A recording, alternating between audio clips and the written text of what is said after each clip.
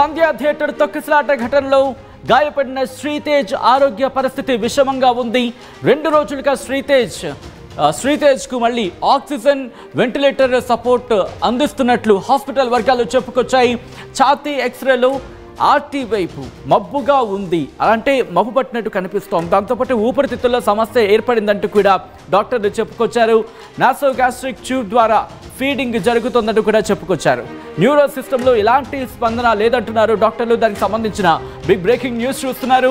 డాక్టర్లు చెప్పుకొచ్చిన అంశానికి సంబంధించి నేను ముందుంచే ప్రయత్నం చేస్తాను. Sritej is needing oxygen and minimal ventilator support again since last 2 days అంటూ చెప్పుకొచ్చారు.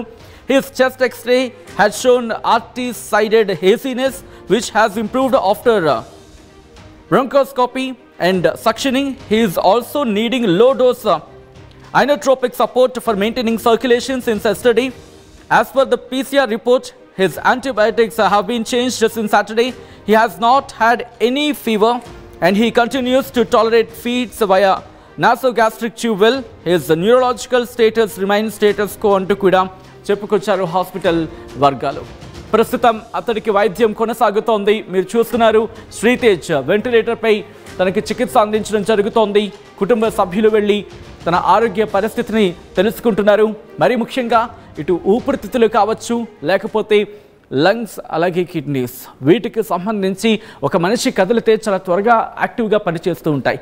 అటువంటిది చలనం లేకుండా తనున్నాడు. మరి ముఖ్యంగా బ్రెయిన్కి సంబంధించిన ఇష్యూ కూడా కంటిన్యూ అవుతోంది. న్యూరలాజికల్ సిస్టమ్ గురించి మాట్లాడడం జరుగుతోంది. అలాంటి పిల్లాడు కోలుకోవాలని చెప్పి త్వరగా కోలుకోవాలని చెప్పి అందరూ కోరుకుంటున్న సందర్భం.